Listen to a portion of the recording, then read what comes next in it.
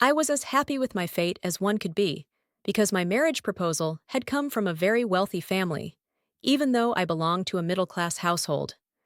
Our house was in the narrow alleys of Arizona, built in old times. The neighborhood matchmaker auntie told my mother that as soon as they saw my picture, they responded by saying, "We want this girl to be our daughter-in-law." To be honest, I was amazed at my luck. These days, how often do girls get such fortune? My mother was overjoyed to hear this. She never expected her daughter to get a proposal from such a rich family. Even I was quite surprised by this. The matchmaker auntie said, "Your daughter is a Kohinoor diamond. Her beauty has made them forget about your small neighborhood and modest house." Then she said, "They will come to your house tomorrow, and the boy will also come along." Hearing this, my heart began to race, because in our family, it wasn't customary for the boy to come along with his parents to see the girl. I thought my mother would object to this or even refuse the proposal altogether, but I was shocked when she said, "Okay, we have no objections." Still, I was very nervous. This was my first proposal, and for the first time, I had to sit in front of someone like this. It's natural for a girl to feel anxious at such a time, and when I found out that the boy himself would also be coming, my confidence completely shattered. And I was already a bit of a naive girl, who would get scared even at the slightest loud voice. I kept wondering how I would face those guests the next day. The next afternoon, my mother went to the nearby market and brought me a beautiful embroidered suit. She told me, "Wear this lemon-colored outfit in front of the guests. This color looks very good on you." Then she said, "There is no need to act like a simpleton in front of the guests. They are wealthy and probably fashionable people, so leave your hair open, put on light makeup, definitely wear lipstick, and wear the earrings I gave you for Diwali." My mother would have dressed me in anything if she could. On the day the guests were supposed to come, I was trembling with nervousness. Mother had ordered expensive treats from a bakery in the market. My mother was a widow, and I had two younger sisters and a little brother who was only 12 years old. I was the eldest among all my siblings. Mother had clearly told the matchmaker that she couldn't give more than a few clothes as dowry. She said, "The boy may be ordinary in looks, as long as he earns enough to feed my daughter with dignity. I have no other demands, just tell them we cannot give a dowry." But it seemed like my fate had something else written for me. My very first proposal had come from a very wealthy family. Before the guests arrived, everything in our house was ready. But when they arrived, the boy looked quite displeased. Perhaps he disliked our old neighborhood, with its narrow lanes. He had come from a lavish bungalow and arrived in a big car. His big car must have struggled to pass through these narrow lanes, which might have put him in a bad mood. Obviously, coming to such areas wasn't an easy task. I was just amazed, wondering why they didn't find a beautiful girl from their own social class. They could have chosen any girl they wanted to be their daughter-in-law, then why me? My younger brother came into my room and told me, "The boy looks upset. It seems like he's been forced to come here." "Didi, I don't think this is going to work out." I glared at him and said, "Get out of here. Have you no shame talking like this in front of your sister?" He quickly left the room. After a while, Mother came into the room looking anxious. She probably couldn't figure out how to deal with these wealthy people. She told me, "They aren't willing to stay for long. They just want to see the girl, so come quickly.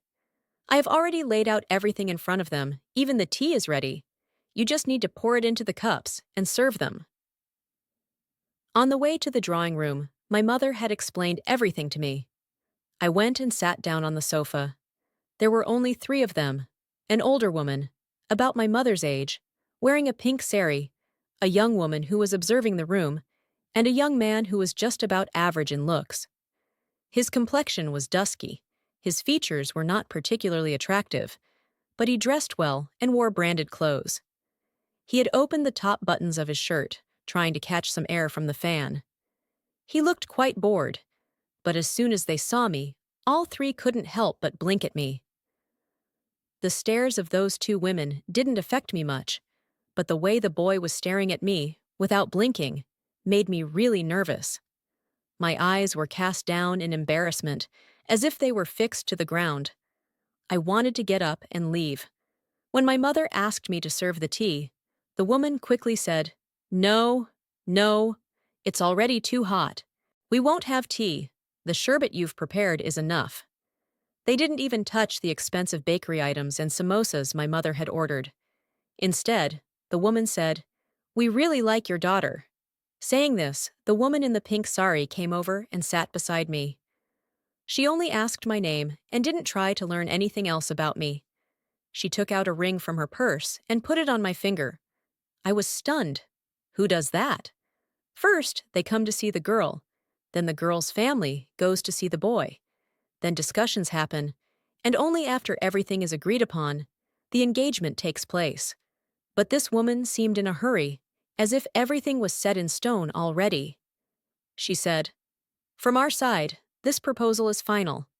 The matchmaker told us that you also have no objections to this match."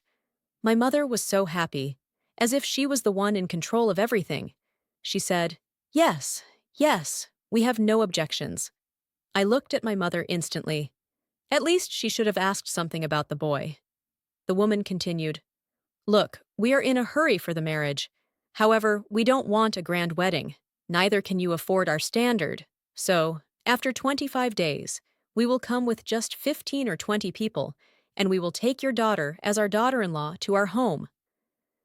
Then she took out a thick wad of cash from her purse and handed it to my mother, saying, "Here is the money for whatever you need to arrange for the wedding.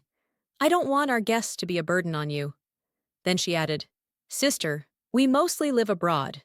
We only come to Delhi for 2 or 3 months each year. So after the wedding, your daughter will also come with us to America." Hearing this, my mother's eyes widened in amazement.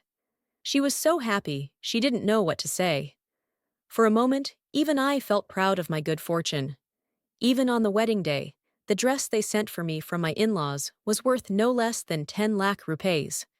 When I left with my new family, all the neighbors were peeking through their windows, watching with wide eyes. I was filled with pride and felt elated about my luck. Even though my husband was ordinary in appearance, his wealth was enough to enhance his personality. I had no issues with his dusky complexion or his not-so-attractive features, because he had immense wealth.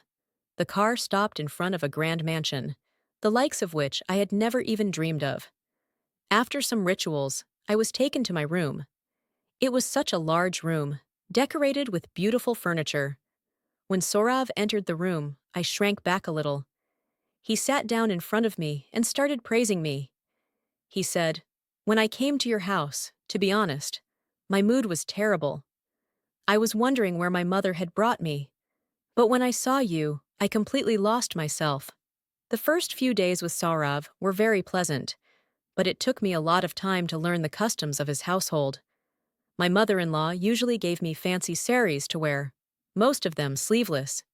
They even appointed a personal maid for me, who was teaching me the way to walk, move, and sit properly. I was a very religious girl. I loved waking up early in the morning to perform prayers, doing the arti. But after coming here, I started losing touch with all of that. Saurav said, "In America, the upper-class families we associate with have very different ways of living. I don't want you to go to America with me and be unaware of their customs, causing us any embarrassment." Using forks and knives, walking in high heels like a model, these were their manners, and they were proud of them.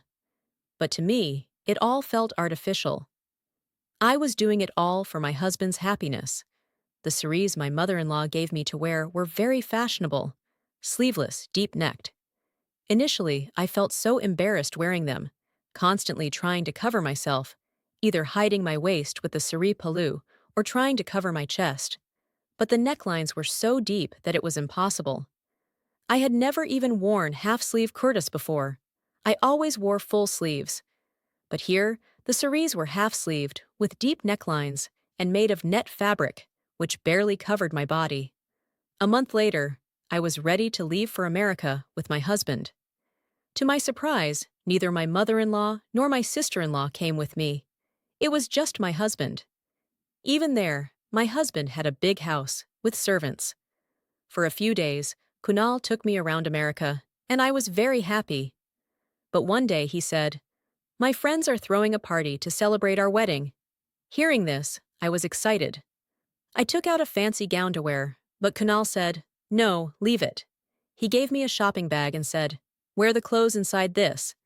These are the types of clothes people wear here." When I opened the shopping bag, there was a very skimpy miniskirt inside.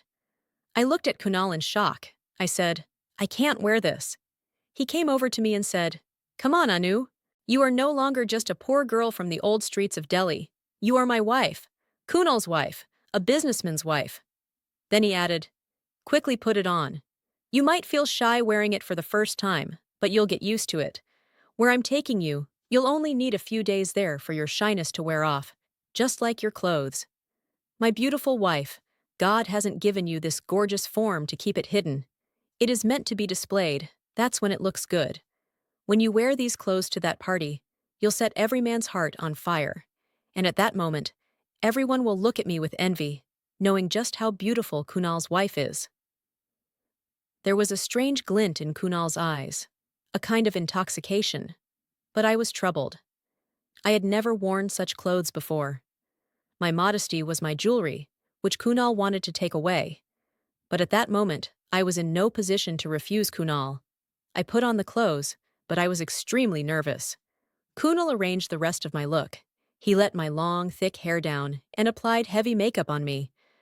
I looked less like a wife and more like a model. I arrived at the party carrying an appearance that would take anyone's breath away. Men and women were already there. Most were Americans, and there were very few Indians. But even looking at the Indians, it was hard to tell if they were from India or Americans themselves, because their wives were also wearing similarly revealing clothes, in line with American culture. The clothes were so small that I felt ashamed. In front, there was a dance floor where couples were dancing. Kunal held my hand and took me onto the dance floor. He put his hand on my bare back and started dancing. It was a chaotic scene filled with stormy indecency, and Kunal had made me a part of it. My conscience was gnawing at me from inside, making me feel ashamed. I felt strange and uneasy. I tried to free myself from his grip several times. I told Kunal, "I don't want to do this." He replied, "If you don't do it, how will you learn? Look, this is part of the environment here. We have to do this." Suddenly, while we were dancing, I felt as if an American boy standing across the room was staring at me. His intense gaze seemed to pierce my entire body, and I began to feel restless. I just wanted to wrap myself in a large sheet and hide myself from his eyes. I wished to free myself from Kunal's grasp and go sit at one of the tables and chairs nearby. That foreign boy came over to Kunal and asked him something in English that made me forget to breathe. He said, "Can I dance with your wife?" I thought Kunal would say no, but I was utterly shocked when Kunal said, "Why not?" Saying this, Kunal released his hold on me, pushed me lightly towards the boy, and I stumbled right into his chest. It felt like someone had thrown me into a furnace. I immediately stepped back, but the boy grabbed my hand and pulled me closer again. I told him in English to stay away from me. I said, "I don't want to dance with you. Find someone else to be your dance partner." I was furious at Kunal as well. How could he just hand me over to his friends like that? I was Kunal's wife. I was supposed to be his respect and dignity. After refusing the boy, I didn't stay there. I walked to a nearby table, pulled out a chair, and sat down. Everyone there was drinking alcohol, dancing with each other's wives. This might have been a part of their culture, but it wasn't mine. For the first time, I regretted and felt sorrow about being Kunal's wife. Have wealthy men lost all their sense of honor? How could they offer their wives to their friends like that? But this was probably just the beginning. The ending would be even more vile and disgusting. Kunal also took a glass of alcohol and was dancing romantically with the wives of his friends. There was wealth here, alcohol, and sensual pleasure. Everyone there was rich. But there was no decency, no shame, and certainly no trace of our Indian culture. Despite myself, tears started to fall from my eyes as I watched all this. Just then, I felt a piercing gaze on me. I began to look around to see who had been staring at me for so long. Suddenly, I saw the same boy who had asked Kunal for permission to dance with me. He was quietly standing in the corner, sipping alcohol from his glass, looking at me. As soon as our eyes met, he started smiling, but I turned my face away. Moments later, he walked over to my table, asking for permission to sit down. I didn't even look at him, expressing my anger clearly with the frown on my forehead. But smiling, he pulled out a chair and sat down. I was surprised when that boy started speaking in Hindi. He was stammering a bit, but the words were clear. He said, "You are from India, right?" I replied, "How do you know?" He said, "It's your modesty that gave it away. I've seen that Indian women find it wrong to embrace other men." I said, "If something is wrong, it should be treated as such." I had made up my mind that I wouldn't listen to Kunal anymore. He would only take me away from my religion and my values.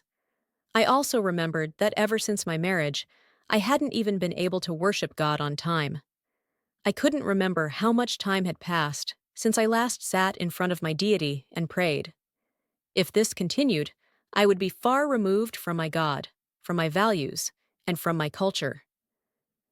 The boy was still talking to me when Kunal came over to my table. The boy said, "Kunal, I really like your wife." Hearing this, Kunal was thrilled.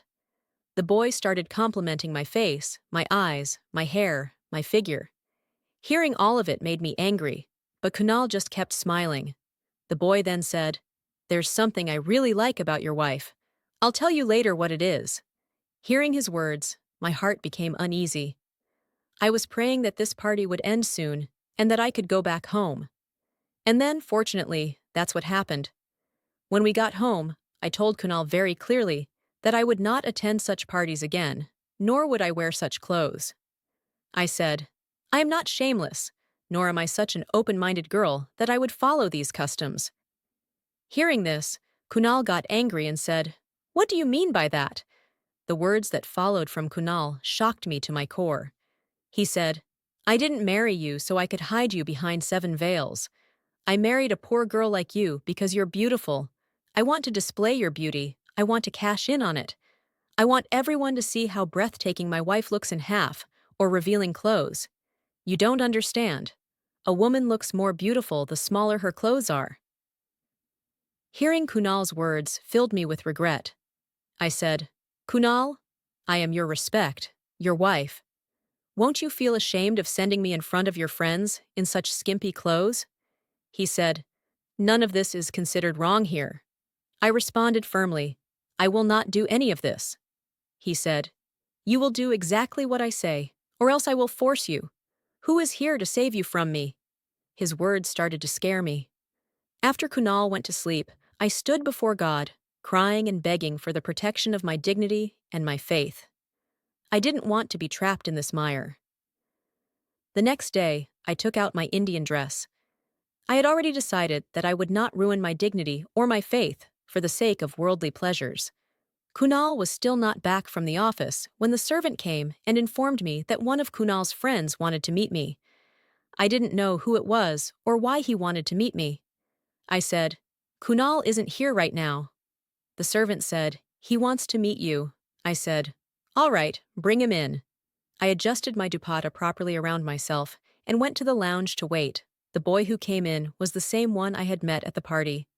He walked in boldly and sat down on the sofa in front of me. He started looking at me closely, from head to toe, and said, "You look totally Indian." I replied, "I am Indian, so of course I will look Indian." Then he started laughing loudly. He said, "I don't understand. When all women are essentially the same, why do Indian women try to hide things from us?" I spoke to him firmly. "That is the difference between us Indian women. We are not like exposed, rotten fruits on which all kinds of dirty flies buzz around. We are like a precious treasure meant to be kept hidden." I continued, "Kunal is eager to adopt the culture here, which is why I wore those clothes under his pressure. Otherwise, I had no intention to do so, and now I regret it. I have decided to leave all of this behind." Then I asked, "Why are you here?" He said, My father owns the company where Kunal works. He continued, the wealth I have is far greater than anything Kunal has. I didn't understand why he was telling me all of this. I said, what does it matter to me how much wealth you have? If you wanted to talk business, you should have spoken to Kunal. He isn't home right now. When he returns, you can meet him. He looked at me with surprise and said, so, you didn't marry Kunal because of his wealth? I said, no. Even if he had kept me in India rather than America, I would not have minded. In fact, I would have been happy. Why don't you sit down? He will be here soon. I'll make some tea for you. With that, I went to the kitchen. As soon as I arranged the tea on the table, Kunal arrived. He was surprised to see the boy in our house, but then he greeted him warmly. After placing the tea, I left them there. For 2 hours the boy stayed, talking to Kunal about who knows what. When he left and Kunal came into the room, he seemed very happy. He said, tonight, get ready in a beautiful, sexy dress. Peter has invited us to a special party at his place. I replied, I don't like wearing such dresses, nor do I like attending such parties. Upon hearing this, Kunal came towards me angrily, grabbed my arm tightly and said, don't take advantage of my kindness. Do as I say. It was the first time I had seen this side of Kunal, but I could no longer be part of this shameless behavior. Despite my repeated refusals, he slapped me hard across the face. He said, wear whatever you want, but you will come with me tonight. I started crying, but no matter what Kunal said, I wore my Indian dress and went to the party with him. Seeing me, that boy smiled and said, I am very impressed by Indian beauty. I go crazy when I see a covered, modest woman. I began to feel disgusted with that boy, because Kunal had brought me here on his request. There was just that man and his wife, who kept dancing to loud, vulgar music, hanging on to Kunal's neck. After dinner, the request the boy made to Kunal about me shocked me to my core. He was talking about wife swapping. My heart almost stopped at his outrageous suggestion. The biggest shock was when Kunal happily agreed, handing me over to him and taking the boy's wife with him. His wife, too, was happily linking arms with Kunal, ready to leave. I tried to free myself from the man and called out to Kunal, don't leave me here. I can't do this sin. But he left with Peter's wife. Peter said to me, why are you crying? This is all normal here. We friends do this all the time, and our wives are also happy with it. They readily agreed to do this. I said, I'm an Indian woman, and this is considered a sin where I come from. We Indian women belong to our husbands alone and remain faithful to them. We don't even lift our eyes to look at another man. Peter replied, but your husband is also Indian, and he has happily accepted our lifestyle. Why don't you do the same? He held me close, trying to take me to the room. I gathered all my strength and pushed him away. I said, you are a stranger to me. Stay away from me. There was a small round table nearby with alcohol bottles, and on a plate there were some fruits and a knife. To save my dignity, I had only one option. I immediately grabbed the knife and cut my wrist. Seeing the blood, the boy was shocked. He came over, held my hand, and said, are you crazy? What have you done? I replied, I can't live a sinful life, so it's better to die. Blood was flowing out, and I started feeling dizzy. Within moments, I had lost consciousness. When I regained consciousness, Kunal was there along with the boy. He said to me, what foolishness is this? I said, why did you save me? I don't want to live this life. For God's sake, inject me with poison. Let me die. I would rather die than live such a filthy life. Seeing my madness, Kunal left the room. The boy then said, I love Indian women. I never knew this side of women existed. You tried to kill yourself just so that no other man would touch you. I have never seen a woman like that before. Then Peter said, Kunal doesn't deserve a woman like you. He continued, Kunal brought you here so that he could make business deals by handing you over to men. That's how things work here. Business deals are finalized when our wives warm other men's beds. He said, when I first saw you in that skirt, you looked so nervous. It wasn't your beauty that impressed me, it was your modesty. Then, when I saw you in your full clothing at your house, I liked you even more. I like women like that. That man got Kunal to divorce me and sent me back to India. He paid Kunal an exorbitant amount of money to divorce me, which is why Kunal agreed so easily. Peter was an atheist. He didn't believe in God. But even as an atheist, he had a sense of morality and understood sin and virtue. Kunal, on the other hand, despite being Indian, had trampled on Indian culture and felt no shame in indulging in things like wife swapping. After hearing everything, my mother was crying. She said that she only considered the allure of money while fixing my marriage. She never tried to find out if the boy had any values or not. I took up a job as a teacher at a school. Only a few months had passed when one day, after coming home from school, I saw the same American man standing there. I was shocked. I said, "Peter, you?" He replied, "Not Peter, Krishna. I have accepted Hinduism, and now I'm a Hindu by heart." Hearing this, I was happy. Then he said, "Your modesty and humility impressed me so much that I started studying Hinduism. My heart wanted to adopt this faith, and when I did, my wife left me. That's why I have come to India, to marry an Indian woman and choose a partner for myself who will be loyal to me and no one else. Will you be my partner?" Why would I refuse? Happily, I married Krishna. Krishna took me with him to America, but he never forced me to change my ways. Instead, I embraced my Indian culture, and Krishna also adopted my ways. He loves me so much that I can never thank God enough for giving me such a wonderful life partner. Friends, I request you all to like, comment, and subscribe.